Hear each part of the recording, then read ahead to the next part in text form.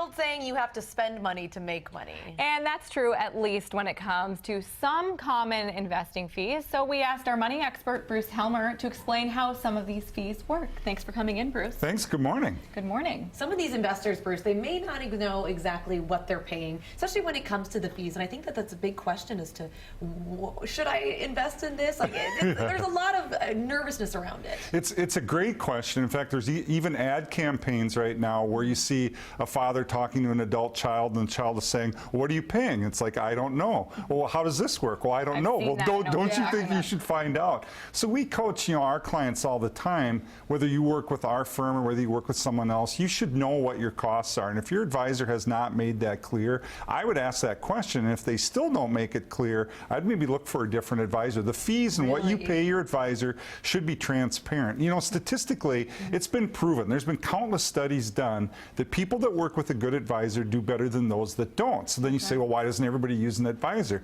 And I think cost is one of those issues. There may also be some trust issues based on Wall Street behavior in recent years, but cost is a big part of it. So you need to know what you're paying, and net, are you better off with that advisor than without that advisor? So how are financial investors paid? Is yeah, it so it really varies. There's a lot of different ways, and there's no right or wrong answer. So some financial advisors maybe get paid a flat fee for delivering a financial plan, and that's kind of considered the most pure form of paying your advisor, because they're not trying to market any investments or any financial products to you. They're just, you're paying for the advice, you're paying for the plan.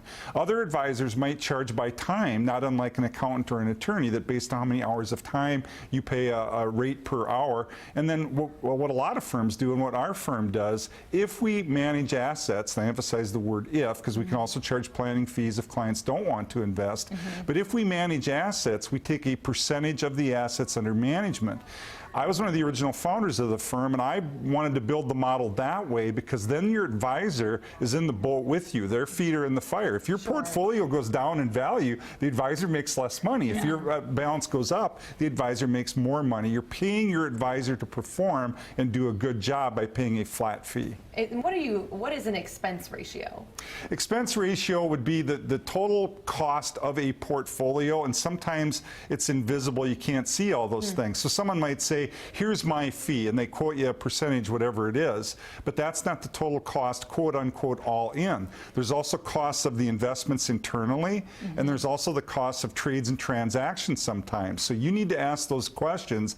Am I just paying your fee? What is the cost of the investments within the portfolio beyond your fee? And how much are you charging for trades and transactions, or are you charging for trades and transactions? When I think about just retirement in general, especially for people who are maybe changing jobs, and you can have access to that retirement when you're changing jobs, maybe put it in a different pot. Is that something you want to talk to your financial advisor about when you're making that transition? Absolutely, because your retirement plan at work, while a great plan and maybe cheaper than what you would have if you went and engaged a financial advisor, has certain limitations. Limitations in the number of choices, maybe limitations in that the corporation can have some control over your money. So you have to balance cost with potential advantages. And I always tell clients cost is important, but cost is only an issue in the absence of value. What do you get for that cost? Really quickly, can you just tell us what fee transparency is? I think these are a lot of the words. Fee transparency means you should know what you're paying your advisor. And I think it's the advisor's job to tell the client that, or if they haven't told you and you ask, they should be able to give you a very clear answer that you understand. Is that like handing you a rundown saying, here is it might even break it down by fee. Transactions are this much, our fee is this much,